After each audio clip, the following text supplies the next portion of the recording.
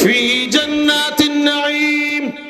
আল্লাহ রাব্বুল আলামিন বলছেন উচ্চ পর্যায়ের জান্নাতি যারা হবে সাবিকিন মুকাররাবিন, তারা জান্নাতের ভিতরে নিয়ামতে ভরপুর বাগানের মধ্যে থাকবে এবং তাদের সংখ্যা আল্লাহ পাক বলে দিচ্ছেন তাদের সংখ্যা হবে পূর্বের জামানায় বেশি আর আখেরি জামানায় হবে তাদের সংখ্যা কম।